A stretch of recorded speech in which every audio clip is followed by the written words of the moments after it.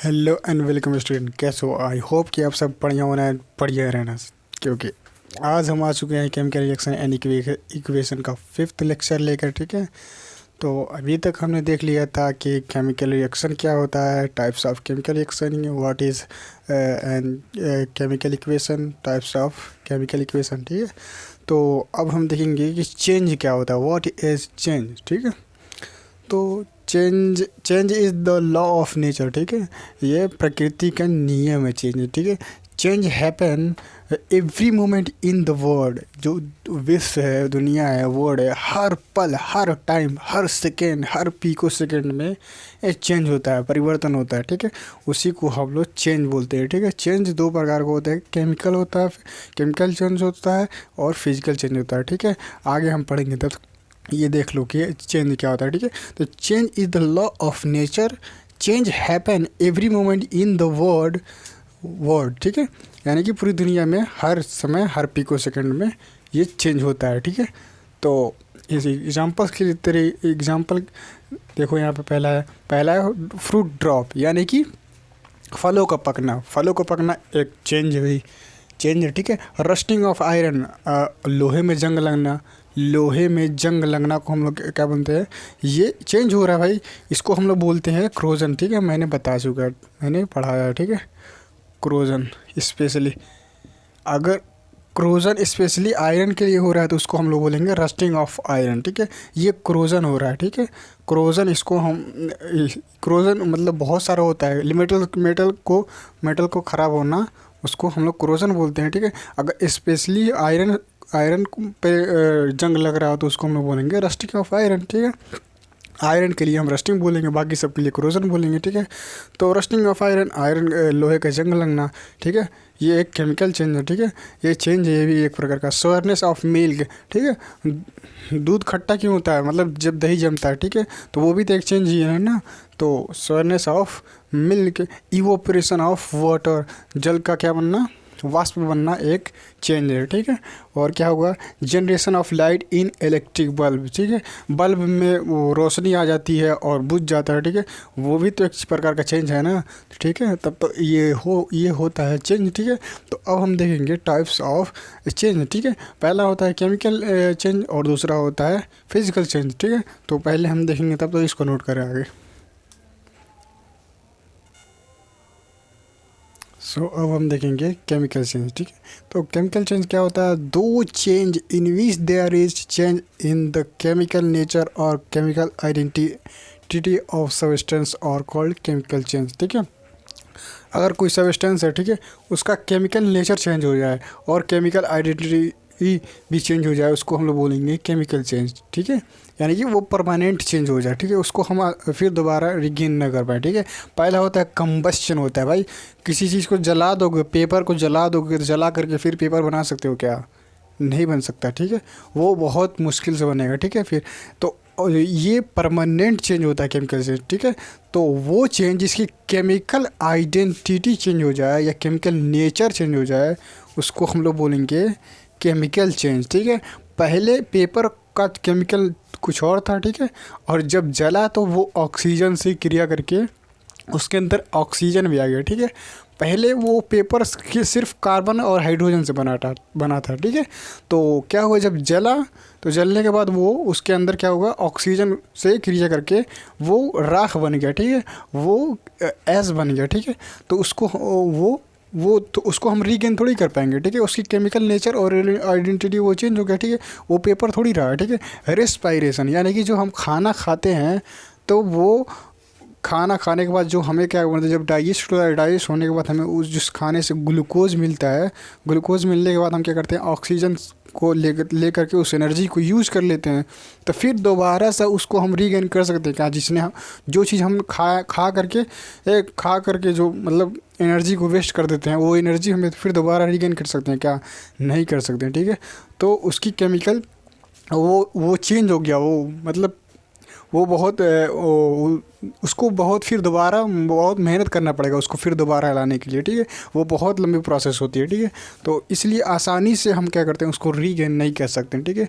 उसको हम रिवर्स नहीं कर सकते, ठीक है। उसको हम फिर दोबारा नहीं पा सकते, उसको हम केमिकल चेंज कहते हैं, ठीक है। इसीलिए केमिकल नेचर और केमिकल आइडेंटिटी चेंज हो जाता है, इसको हम लोग केमिकल चेंज बोलते हैं, ठीक है। रस्टिंग ऑफ आयरन, आयरन क्या होता है, जंग लगता है तो वो मिट्टी बन जाता है। कर्डलिंग ऑफ मिल्क, ठीक है, दूध का दही बनना। कुकिंग ऑफ फूड, यानी कि क्या होता है, खाने का पकना, ठीक है। अगर खाना पक गया तो फिर दोबारा से हम उसको क्या करते हैं, जैसा था वैसा हम नहीं कर सकते हैं, ठीक है, इतना आसानी से। एटॉमिक एक्सप्लोजन, ठीक है, अगर कोई बम फटता है, ठीक है, तो उसको भी हम रोक नहीं सकते हैं, ठीक है, क्योंकि ये केमिकल चेंज होता है, ठीक है। इस पर हमें हमारा कंट्रोल नहीं रहता है, ठीक है। तो केमिकल चेंज, दो change in which there is change in the chemical nature और केमिकल आइडेंटिटी ऑफ सब्सटेंस और कॉल्ड केमिकल चेंज, ठीक है। तो अब हम लोग देखेंगे सेकेंड नंबर फिजिकल चेंज, ठीक है।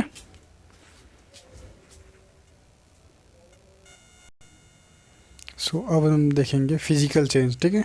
फिजिकल चेंज क्या होता है, those change in which there is no change chemical nature और केमिकल आइडेंटिटी ऑफ सब्सटेंस और कॉल्ड फिजिकल चेंज, ठीक है।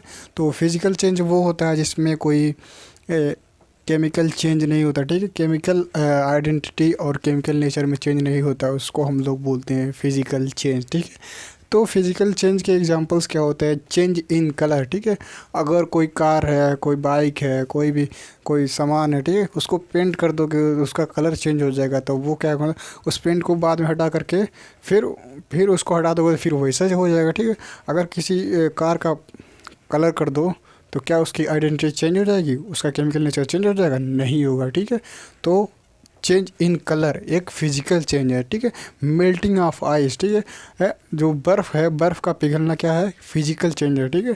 अगर क्या बर्फ़ पिघल जाए फिर उसको ठंडा कर दो, बर्फ़ बन जाएगा, ठीक है, आइस बन जाएगा। चेंज इन साइज़, ठीक है, कोई साइज़ है, ठीक है, उसको छोटा बड़ा कर सकते हो, ठीक है।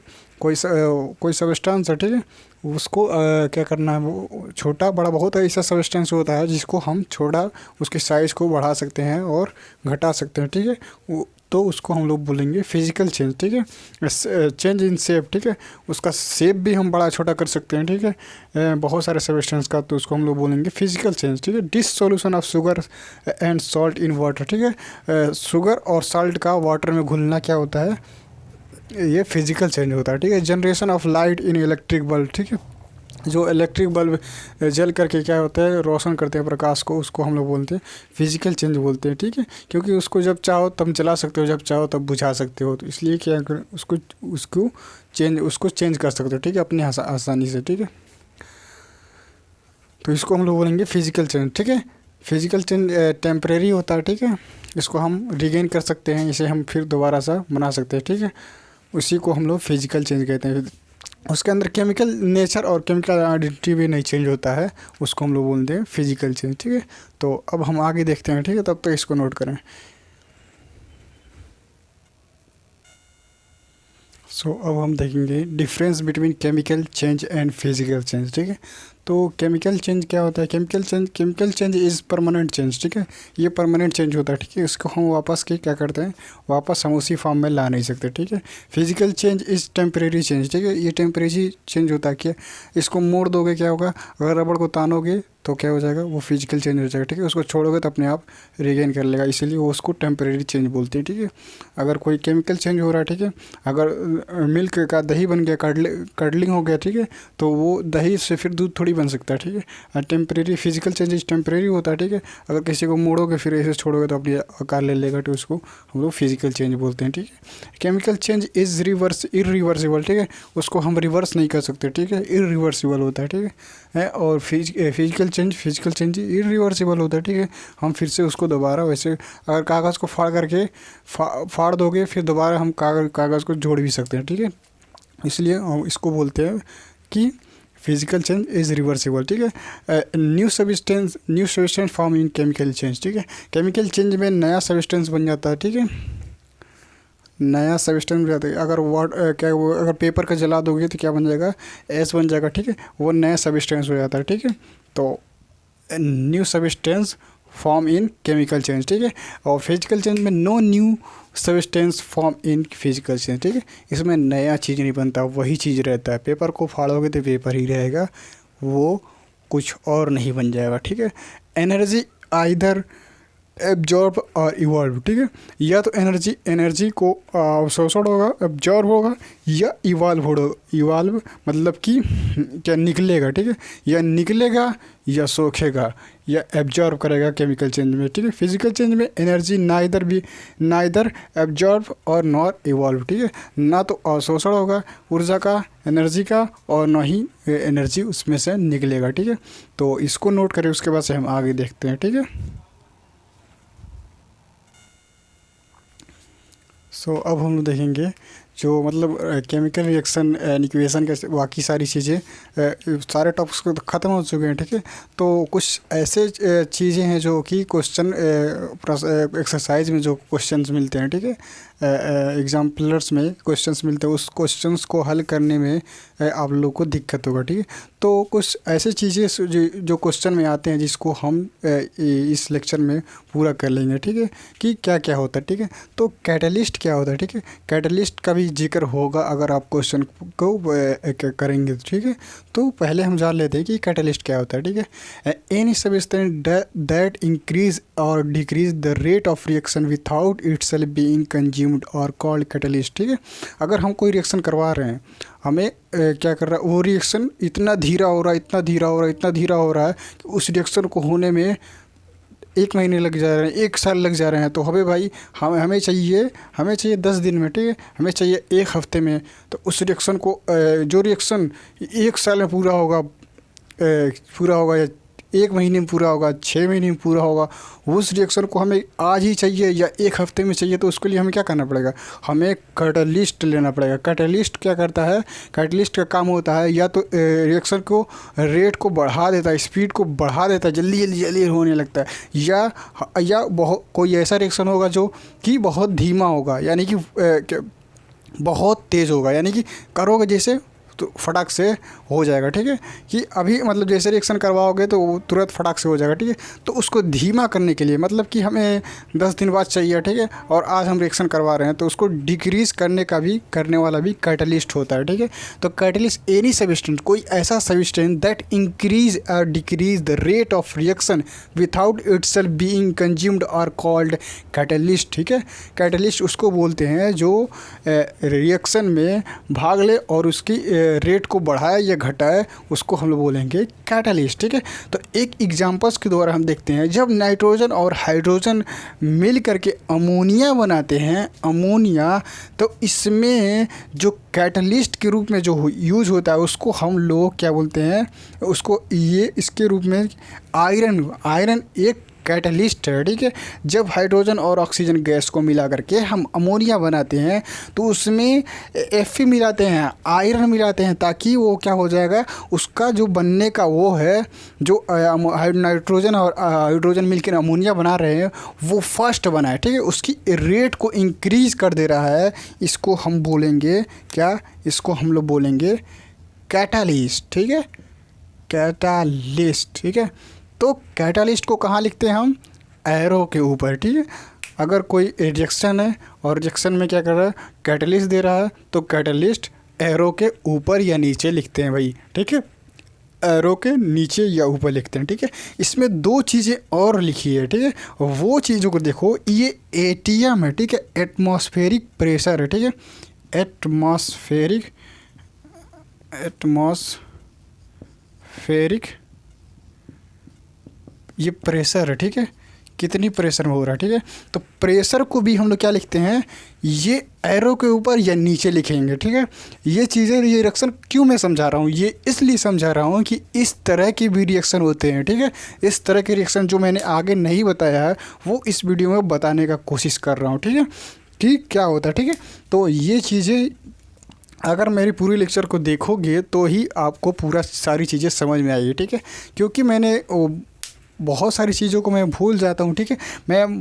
ठीक है, इसको पढ़े उसके बाद हम आगे देखेंगे कि क्या होता है, ठीक है।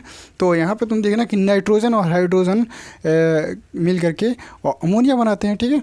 तो ये एटमॉस्फेरिक प्रेशर है, ठीक है। और ये क्या होगा, ये टेम्परेचर है, ठीक है, टेम्परेचर, ठीक है।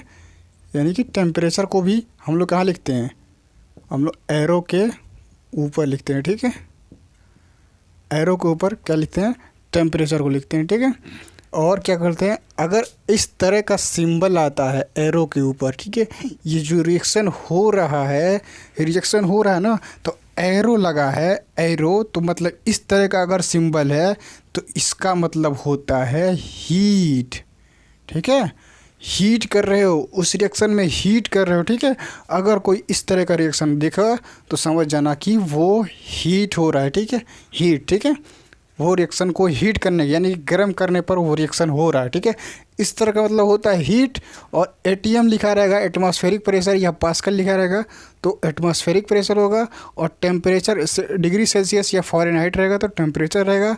और कोई और चीज़ रहेगा, आयरन, जिंक, कॉपर, निकल, लेड रहेगा तो वो कैटलिस्ट होगा, ठीक है। और अगर गर्म कर रहे हो उस रिएक्शन को तो ऐसे लिखोगे या हीट लिखोगे, ठीक है, ठीक है। तो आई होप कि समझ में आ गया होगा कि कैटलिस्ट क्या होता है, ठीक है।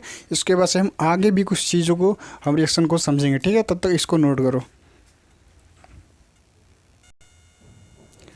आगे हम और भी रिएक्शन के मेथड्स को देखते हैं, मतलब रिएक्शन की सिंबल्स को कैसे हम केमिकल इक्वेशन लिखते हैं, ठीक है। तो यहाँ पे तुम देखना है कि लाइट, ठीक है, साउंड, अगर किसी रिएक्शन में साउंड निकल रहा है, ठीक है, साउंड निकल रहा है तो ये क्या बनेगा, साउंड को प्लस करके साउंड लिखेंगे, ठीक है। अगर किसी रिएक्शन में लाइट निकल रहा है, मैग्नीशियम को जलाओगे ऑक्सीजन के, ठीक है, रूप में, तो उसमें से लाइट भी निकलेगा, तो क्या होगा, यहाँ पे प्रोडक्ट लिखने के बाद, प्रोडक्ट के बाद प्लस साइन लगा के कि अगर साउंड निकल रहा है तो साउंड लिखोगे, अगर लाइट निकल रहा है तो उसमें लाइट भी लिखा जाता है, ठीक है। और अगर एनर्जी रिलीज़ हो रहा है तो उसको भी हम लोग प्लस साइन लगा करके लिखेंगे, ठीक है। कार्बन और ऑक्सीजन मिलकर CO2 बनाते हैं, प्लस इतना एनर्जी रिलीज़ होता है यानी कि निकलता है एनर्जी, ठीक है, 94 किलो कैलोरी, तो उसको हम प्लस साइन लगा कर लिखेंगे, ठीक है। और एनर्जी एब्जॉर्ब हो रहा है, ठीक है, यानी कि एब्जॉर्ब इधर हो रहा है तो इधर एनर्जी को लाओगे तो माइनस में लिखोगे, -22 किलो कैलोरी की एब्जॉर्ब, ऐसे लिखते हैं, ठीक है, कि इसको इधर माइनस करके लिखेंगे, ठीक है। तो आई होप कि समझ में आ गया होगा। अगर रिएक्शन में साउंड मिलता है, ठीक है, तो उसको इधर प्रोडक्ट के साइड में प्लस साइन के लिखेंगे। अगर रिएक्शन में लाइट निकल रहा है तो प्रोडक्ट के बाद आगे हम लाइट लिखेंगे, ठीक है। अगर एनर्जी रिलीज़ हो रही है तो प्रोडक्ट के बाहर क्या करेंगे, प्लस साइन लगा करके लिखेंगे। अगर एब्जॉर्ब एनर्जी हो रहा है, ठीक है, तो माइनस साइन लगा करके लिखेंगे, ठीक है। तो इसको नोट करें, ठीक है। उसके बाद हम आगे देखते हैं, ठीक है। अब हम देखेंगे प्रिसिपिटेशन रिएक्शन, ठीक है। प्रिसिपिटेशन रिएक्शन क्या होता है, a chemical reaction in which solid insoluble substance formed, ठीक है, सॉलिड सब्सटेंस फॉर्म होगा, ठीक है, उसको हम लोग बोलेंगे प्रिसिपिटेशन रिएक्शन, ठीक है। तो यहाँ पे क्या होता है, कौन सा सॉलिड फॉर्म होता है, ठीक है। यहाँ पे जब भी क्या करोगे, कोई ऐसा रिएक्शन करवाओगे जब उसमें क्या होगा, प्रिसिपिटेट फॉर्म होगा, ठीक है। प्रिसिपिटेट को मैंने बताया है कि ऐसे तीर लगा करके लिखते हैं, ये क्यों नीचे, आई डोंट थिंक, यहाँ पे कि ऐसे नीचे तीर लगा करके लिखेंगे, ठीक है, कि यानी कि प्रिसिपिटेट या एस लगा के लिखोगे, ठीक है। तो ये PB आयोडीन जो लेड आयोडाइड है, ठीक है, ये PPT होता है, ठीक है। यानी कि ये जब क्या करोगे, इस रिएक्शन में क्या करोगे, अगर कोई ये रिएक्शन करवाओगे तो जिस रिएक्शन में करवाओगे क्या करोगे, ये ले क्या करोगे, इसमें पानी रहेगा, ठीक है, एक्वस सॉल्यूशन में ये रहेगा और ये भी एक्वस सॉल्यूशन में रहेगा, ठीक है। इन दोनों को जब मिलाओगे तो क्या बनेगा, ये PPT बनेगा और ये एक्वस सॉल्यूशन बनेगा, ठीक है। ये एक ही रहेगा यानी कि पानी में घुला रहेगा। और ये लेड आयोडाइड है, लेड आयोडाइड पानी के नीचे जा कर के बैठ जाएगा और पानी ऊपर चला जाएगा और ये नीचे जा कर के येलो कलर का नीचे बैठ जाएगा। इसी को हम लोग बोलेंगे प्रिसिपिटेशन रिएक्शन, ठीक है। जिसमें प्रिसिपिटेट PPT फॉर्म हो उसको हम लोग बोलेंगे प्रिसिपिटेशन रिएक्शन, ठीक है। तो आई होप कि आप सब लोगों को समझ में आ गया होगा, ठीक है। तो सेकंड लेक्चर सेकंड इसके बाद से कौन सा रिएक्शन होता है, इसके बाद से जो रिएक्शन होता है न्यूट्रलाइजेशन रिएक्शन, ठीक है, न्यूट्रलाइजेशन रिएक्शन, ठीक है। तो न्यूट्रलाइजेशन रिएक्शन उसको बोल रहे हैं कि जब एसिड और बेस आपस में क्रिया करके एसिड और बेस आपस में रिएक्शन करके क्या बनाते हैं,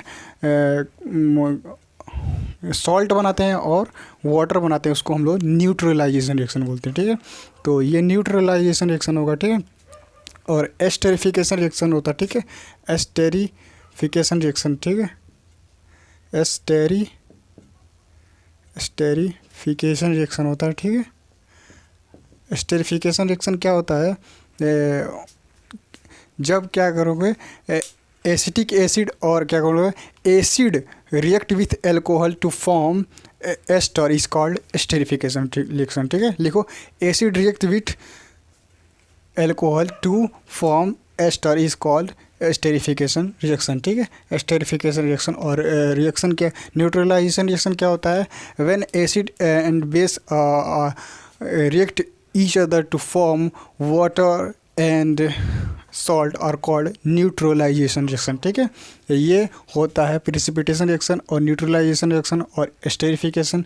और एक और टॉपिक्स होता है, क्या होता है, हार्डनिंग ऑफ ऑयल, ठीक है, हार्डनिंग ऑफ ऑयल, ठीक है, हार्डनिंग, ठीक है, हार्डनिंग ऑफ ऑयल, ठीक है। हार्डनिंग ऑफ ऑयल क्या होता है कि कोई वेजिटेबल ऑयल है, ठीक है, वेजिटेबल ऑयल, ठीक है, वेजिटेबल ऑयल है, ठीक है। इसको हाइड्रोजन गैस से क्या करोगे कि हाइड्रोजन गैस से रिजेक्ट करवा करके क्या बनाओगे, ये अनसैचुरेटेड होता है। वेजिटेबल ऑयल जो होता है अनसैचुरेटेड होता है, ठीक है, अनसैचुरेटेड होता है, ठीक है। ये वेजिटेबल ऑयल क्या करोगे, vegetable oil plus hydrogen gas मिल करके क्या बनाएंगे, घी बना लेंगे, ठीक है, घी, ठीक है। घी होता है हार्ड होता है, ठीक है। तो इसी को बोलेंगे कि जब क्या करोगे वेजिटेबल ऑयल्स को क्या करोगे हाइड्रोजन से क्रिया करा के, और वेजिटेबल ऑयल अनसैचुरेटेड होता है, ठीक है। जब हाइड्रोजन से क्या करोगे रिएक्ट करवाओगे तो वो सैचुरेट हो जाएगा, सैचुरेट होने के बाद वो क्या बनता है, घी बनता है, ठीक है। उसी को हम लोग बोलेंगे हार्डनिंग ऑफ ऑयल, ठीक है। तो आई होप कि केमिकल रिएक्शन एंड इक्वेशन का चैप्टर्स के मैक्सिमम टॉपिक्स 100% तो नहीं पर 98% तो क्या होगा कवर हो ही गया होगा, ठीक है। तो ये होता है केमिकल रिएक्शन एंड इक्वेशन का आज चैप्टर्स क्लोज होता है, ठीक है। तो इसके बाद से हम इसको कुछ क्वेश्चंस के भी लेक्चर्स आएंगे केमिकल रिएक्शन एंड इक्वेशन के, ठीक है। तो उसके बाद से हम आगे नेक्स्ट चैप्टर को स्टार्ट करते हैं, ठीक है। ये एसिड एंड बेस, ठीक है, एसिड बेस एंड सॉल्ट, ठीक है, acid base and salt next chapter रहेगा, ठीक है। तो आई होप कि आज के लेक्चर में आपको बहुत बढ़िया से समझ में आया होगा, और तब तक के लिए थैंक्स फॉर वॉचिंग।